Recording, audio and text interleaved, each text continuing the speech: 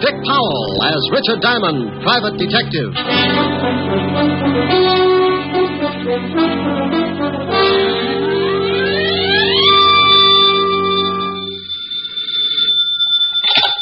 Diamond Detective Agency, surplus homicide, surplus hand grenades, black market embalming. Oh, Rick. Oh, Helen, what's with you? It's what's with you I'm worried about. What do you mean, what's with me? You know what's with you. Now, you stop that. That's my routine. I want that which you pilfered from the living room the other night, and I want it back, and I want it right away. Oh, but Helen, baby. Don't you baby me. Now, you get it down here. But I can't leave the office. I just got in.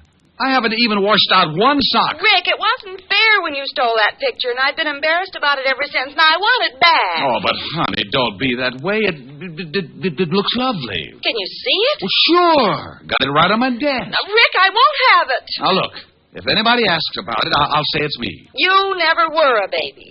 You started with a beard and a low whistle. Honey, I had a baby picture just like it once, and believe me, from the way you were facing in the picture, you couldn't tell the difference between us.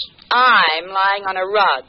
You probably had yours taken on spikes. Now, you bring that right over, or I'll tell everybody your middle name. Helen. I'll see you in 20 minutes, or I'll take a full-page ad in the Times. You wouldn't. 20 minutes. With the picture. Bye. Helen. Oh, dandy. Mr. Diamond? Yes, but I'm afraid you'll have to come back. I've got to take care of something that might mean my whole future as a private detective. I'm sorry.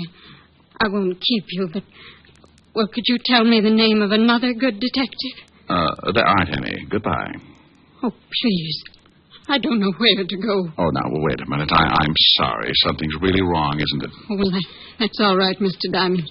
You go on. I'll find someone. Look, I really didn't know you were in a tough spot. I've got enough time to listen. Oh, thank you. Who recommended me? My son.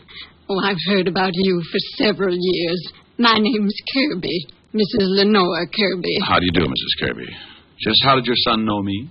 Well, he didn't know you well, only by reputation. He was a private detective also. Kirby? Bill Kirby? Yes.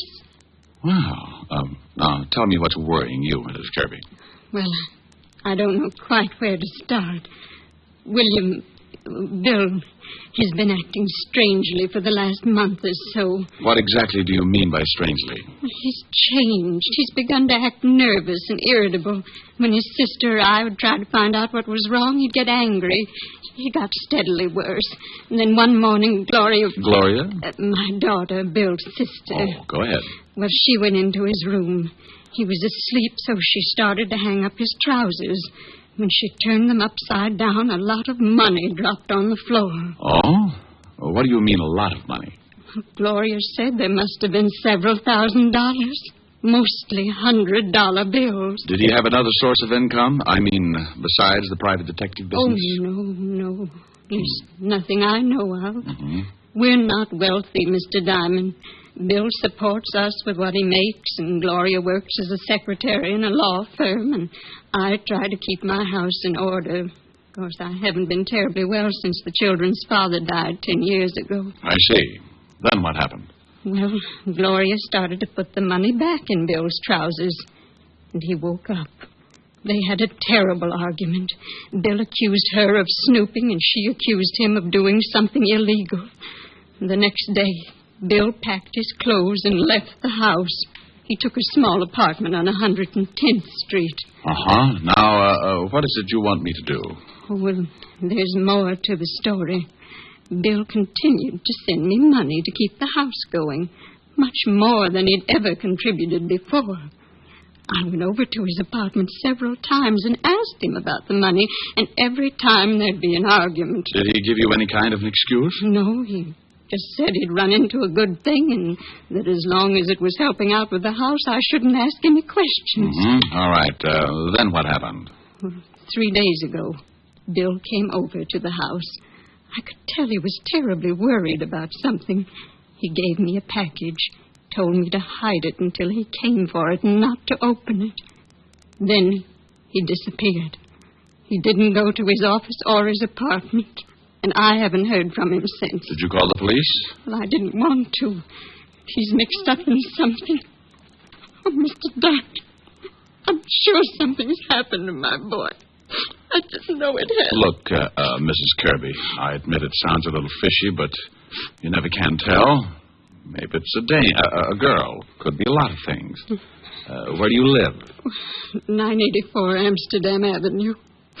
Oh, thank you. Now, you go on home. Take it easy. I'll let you know if anything turns up. All right. I'm sorry. I don't usually cry like this. Oh, Mr. Diamond, about your fee. Mrs. Kirby? Yes? Do you cook? Yes, I'm considered quite a good cook. Well, if I do anything for your son, I'm a sucker for corned beef and cabbage.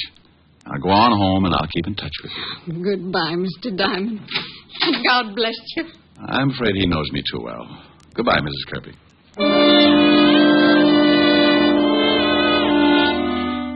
Funny how you can run into a situation like that. Any other time, it's got to be $100 a day in expenses. But that's because trouble doesn't usually bother me. There's too much of it around, and everybody's a stockholder. Then a little old lady walks in with a bucket full of heartache, and you realize the $100 a day in expenses is only the difference you carry around to make up for that big cold world outside. I put my merit badge away, grabbed Helen's picture off the desk, and headed for 975 Park Avenue. Well, you're late. I was just going to call the papers, but I wasn't quite sure how you spell your middle name. It's, C-H-O... Here's the picture. Thank you. I didn't know you had a mole in your... Rick.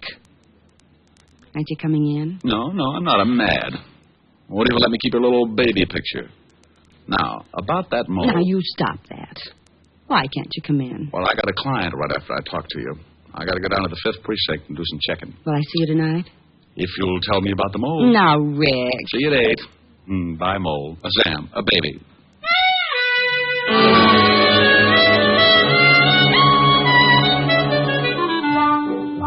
I left Helen and started down Park Avenue. Every private detective must get a license before he can operate, and the police department has to issue it. So I headed for the 5th Precinct Police Station. When I walked in the squad room, I spotted Sergeant Otis looking like he was headed for the elephant's graveyard. What's the matter with you, Otis? You're greener than a new lawn. Oh, hello, Shamus. I don't feel so good. No, as a matter of fact, you don't. A little pudgy around the shoulders. Ah, come on, lay off. I tell you, I feel sick. Let's see your tongue. Huh? Oh, Well, how's it look? I don't know. But be careful who you show it to. Somebody's liable to think it's poisonous and kill it with a stick. Hello, Walt. Oh, no. Okay, I'm too tired to be scared off today. Who's dead and where? Not today, Walt. And what are you so tired about? We had a killing this morning. I've questioned every suspect in the whole state. Nothing. Who got dead? Maybe you knew him. Shamus. Kirby? What? Hey, how the devil did you know that? Just a guess. Guess my 38. Do you know something? I don't know anything, Walt. Kirby's mother was just in my office. Oh. Yeah, oh. Well, you don't have to get sore. I'm not sore. Just wondering who's going to tell Mrs. Kirby. Otis went over there a little while ago. He saw the sister. The mother wasn't home yet. Oh, that's why he looks so bad. Yeah, I guess so. Wouldn't you? Okay, where's the body? Downstairs. You want to take a look? Not especially. I told his mother I'd do something for him, and right now I don't seem to be able to think of a thing. Get the killer. Help me. Okay, let's go down and take a look.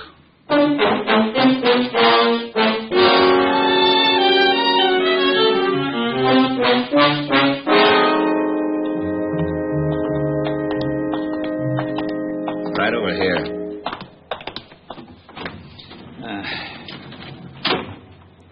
Been in the river. Yeah. Put 4 slugs in him first, though. What kind of a gun? 12-gauge shotgun. Used a deer load. Anything on him? Just the usual identification. Okay, let's put him back. I don't know why he got knocked off. No motive, no nothing. The mother has quite a story. Yeah? She told me your son... Hey, Lieutenant! Oh, no. Yeah? And here comes Malicious. Hey, we just got a call. Kirby's mother and sister just got beat up. Something awful. What? Come on, Walt. Oh, this is crazy. First the son gets it for no apparent reason, then the rest of the family get beat up. I think I can tell you why the mother and sister got beat up. Yeah, why? Probably the package Kirby left with his mother. What package? I'll tell you about it on the way over to the car. Okay, Otis, okay. Come on, step on it. Lieutenant. Yeah. This time you can use the siren. Oh, boy.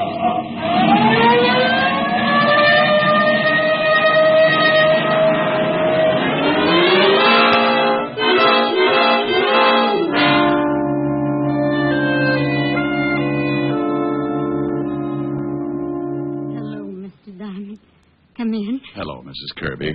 The doctor tells us you won't allow them to take you to the hospital. No, I'm not leaving my house.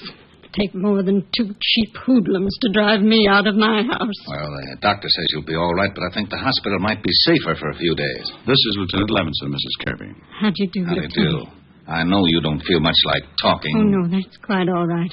I'll be glad to help in any way that I can. Were they after the package your son left with you? Yes, but I didn't give it to them. I almost did when they started to hit Gloria, but I knew they had something to do with Bill's death. And you knew the package was important, too? Yes, Well, where is the package, Mrs. Kirby? in the bread box, in a bread wrapper. Pretty cute. Otis, Yeah, Lieutenant? go in the kitchen and bring me the loaf of bread in the bread box. You want some sardines, too? Otis, just the bread. Please? Oh, okay. Mrs. Kirby, the 2 men who came here, do you think you could identify them? Oh, yes, it would be hard to forget them. You're sure you don't have any idea what kind of trouble your son was in? No. Here's the bread, Lieutenant. Yeah.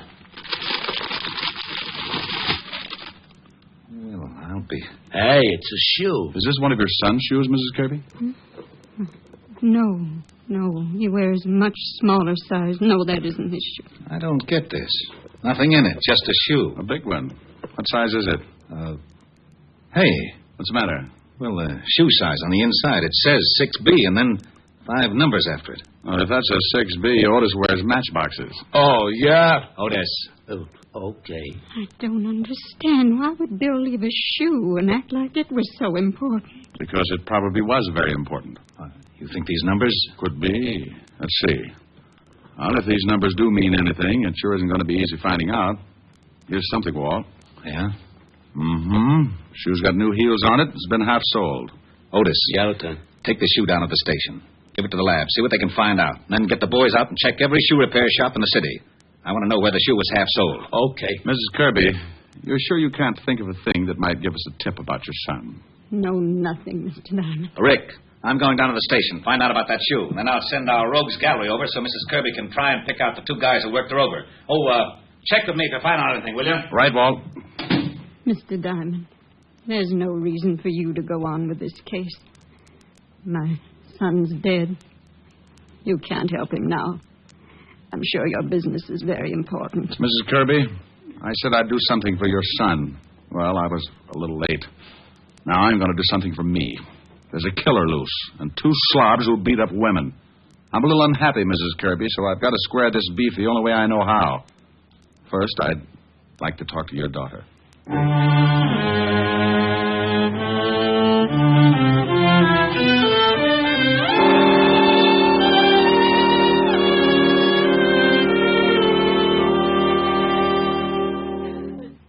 Now, look, Gloria.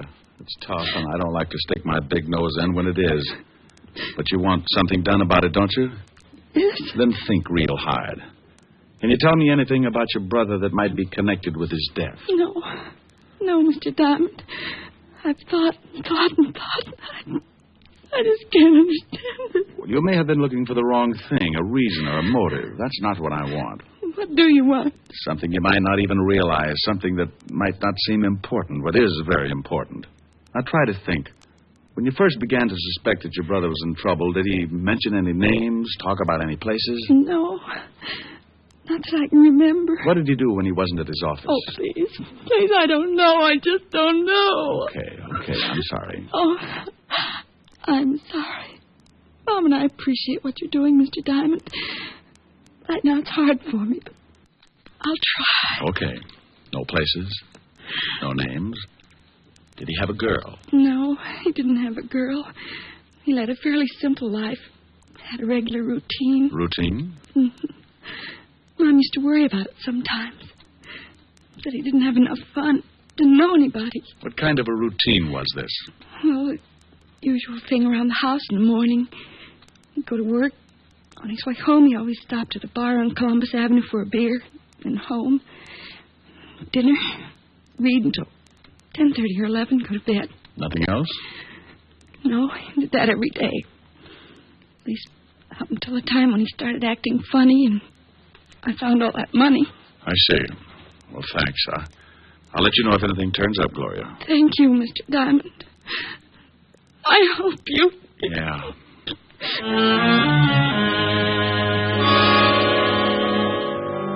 I left the Kirby house and walked out on the street. It was getting near 6 o'clock, and a light breeze was blowing the night in.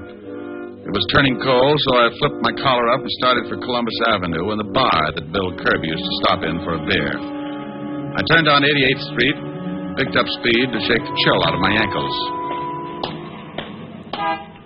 Hey, you. Yeah? You Diamond? So what? So where's the shoe? Oh, you're going to find it harder working me over than a couple of women. Working you over, maybe, yeah. Killing you? Everybody dies easy. Give me the shoe. Where's your friend? Move in this alley. I'll give you an introduction. I'm busy. You're going to be busy getting dead if you don't get in the alley. I got my gun in my pocket. I bet you shrink 4 feet when you aren't carrying it. What? Okay. You can? Yeah. But it don't look like he's got the shoe on him. Yeah, but he knows where it is. Tell me, boys, is it fun beating up women? More fun beating up those gumshoes. Ain't it, Danny? Sure. You want to tell us where the shoe is, Shamus? Right now, it should be in the police lab. Hey, Danny, you think those cops really took it out of the house? I don't know. I couldn't see. Diamond, I still think the old dame gave it to you when she went up to see you at your office this morning. What did you kill her son for? Who said I killed him, friend? Kirby got smart about the shoe like you did. He got dead for his trouble. How do you feel about your future, friend? Pretty good. The cops will figure that shoe out. Not unless they know what they're looking for. He ain't got the shoe on him, Bart. I think he's telling the truth. Let's go tell the boss. Yeah, what do we do with the gumshoe? Oh, I'm surprised at you, Bart. Give me your sap. Hey, now, wait a minute. For what?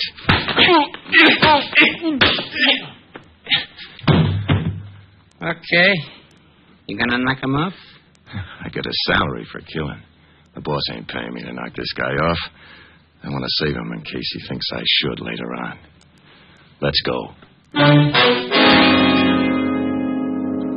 It isn't easy coming out of a fast beating. When the guy works you over slow, you don't go to sleep right away. Not until he wants you to anyway. Then he taps you with a good one, and that's it.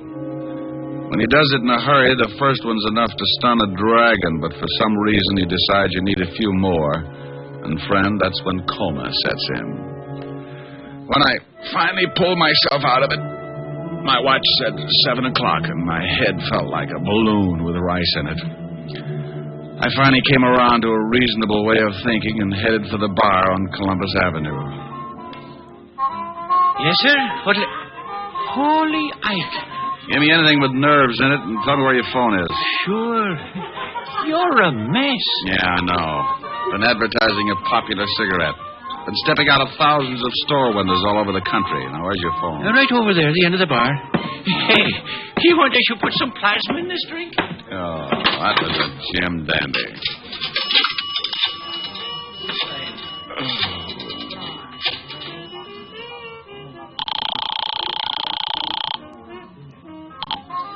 Lieutenant Levinson, homicide. Walt, Rick. Rick, where the devil you been? Playing patty cake with the two gonnips who worked over Mrs. Kirby and her daughter. Well, we've been trying to get you. Otis been calling blondes all over town. Mrs. Kirby and her daughter identify the two hoods. First name's Bart and Danny? Yeah, Bart Franchetti and Danny Miller. We have a pickup out on them now. They hurt you bad? Oh, I'll make it, but I'm going to ache for a while. What did you find out about the shoe? We really got some fast action on those half-soles.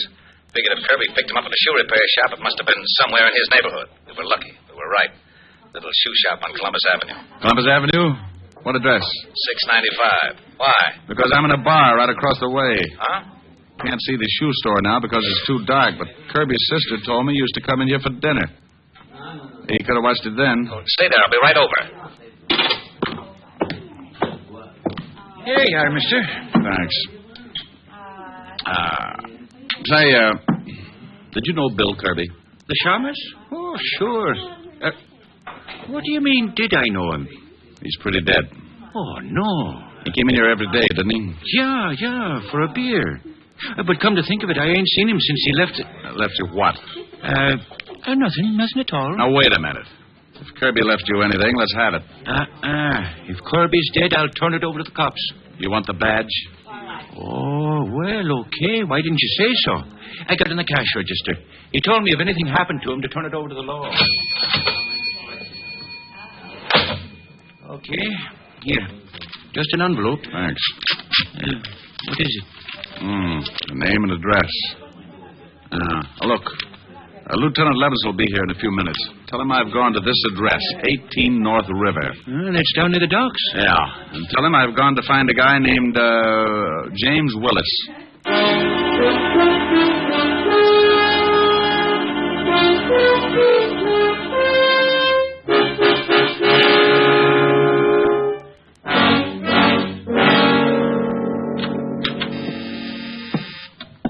Continental Shipping.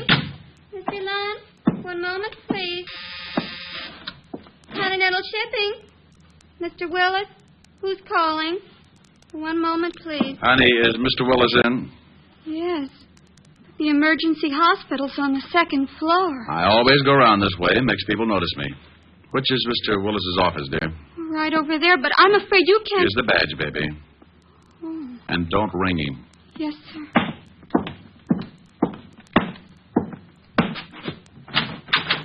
Yes? Well. James Willis.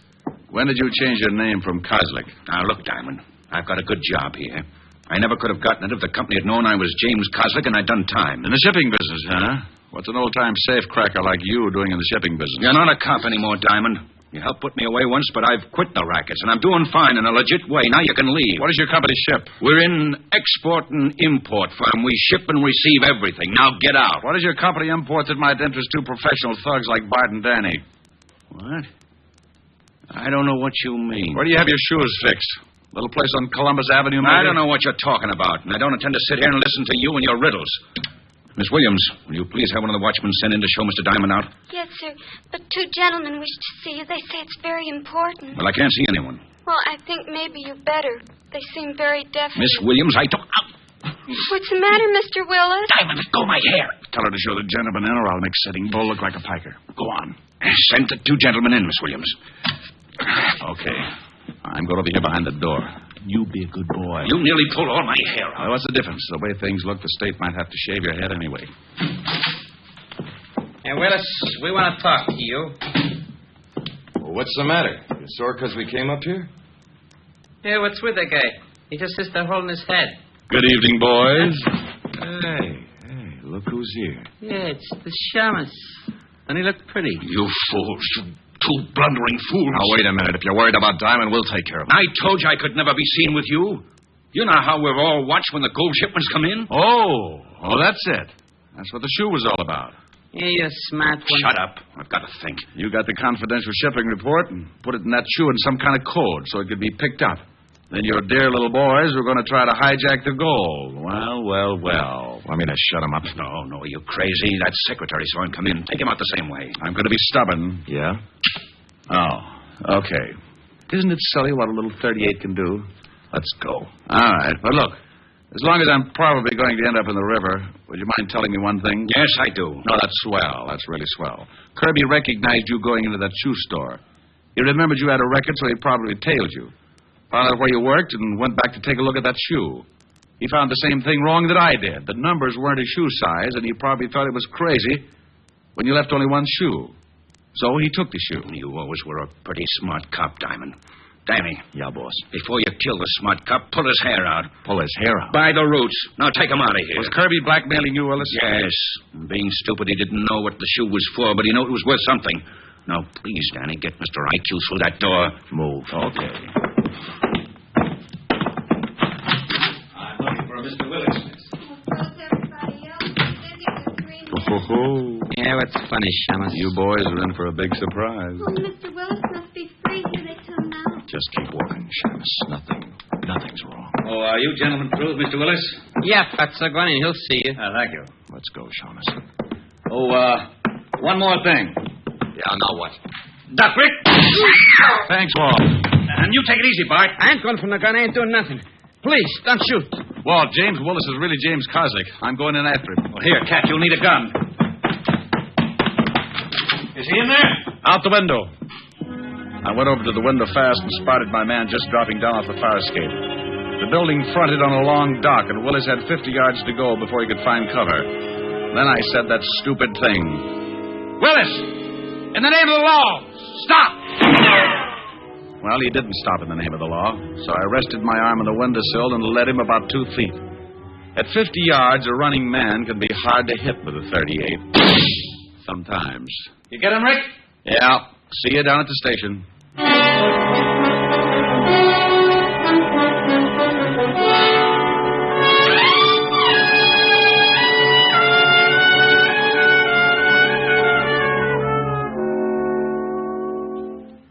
How do you like it, Rick? No cream. 12 lumps. All right. Say, I had a phone call from the president of Continental Shipping where that Willis guy worked. Oh, what do you make this coffee out of? Gunpowder?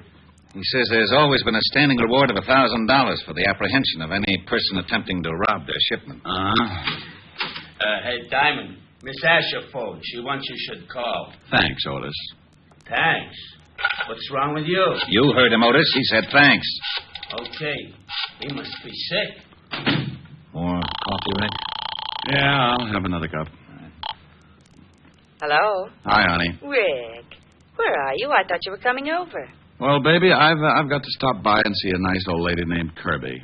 Her son got killed. Oh, I'm sorry. Will I see you later? No, I don't think so, honey. I'm a little tired. All right, Rick. Well, don't sound too unhappy. I'll see you tomorrow night. Well, all right. But you always sing to me, and I wanted you to sing tonight. Well, I haven't gotten any letters from the apartment building next door yet, so I'm going to lay off 1 week and see if the tenants miss the singing. All right, Rick. I'll see you tomorrow night. Goodbye, baby. Bye, Rick. Well, I think I'd better get over to Mrs. Kirby's, Walt. Oh, don't you want your coffee? Yeah, give it to Otis. What are you going to tell Mrs. Kirby? I mean about her son and the blackmail. Well, what are you going to tell Continental Shipping? Well, you caught him. You get the 1,000. Oh, Mrs. Kirby's pretty broke. Uh-huh. Kirby was the one who really spotted the play. Yeah, but if I say anything about the blackmail... What blackmail? Huh? Oh, yeah. Yeah, come to think of it, that was another case, wasn't it? See you later, Walt. Rick. Yeah? Oh, nothing. Be a good boy.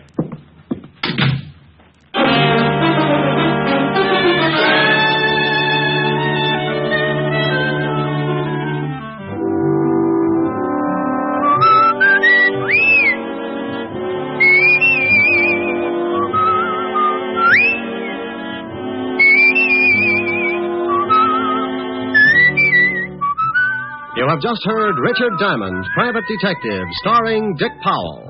Helen was played by Virginia Gregg, Lieutenant Levinson by Ed Begley. Also in our cast were Wilms Herbert, Stephen Dunn, Peggy Weber, and William Johnstone.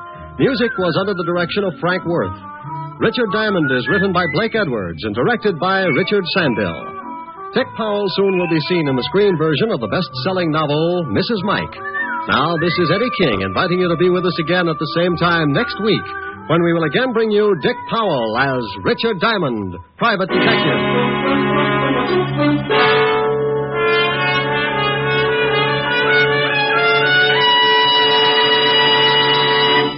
Saturday night brings some of the week's best radio entertainment when you tune for the stars on NBC. Stay tuned every Saturday for a great lineup of programs, including Hollywood Star Theater, Ralph Edwards' Truth or Consequences, Your Hit Parade, A Day in the Life of Dennis Day, The Judy Canova Show, and Grand Ole Opry. All the best on NBC.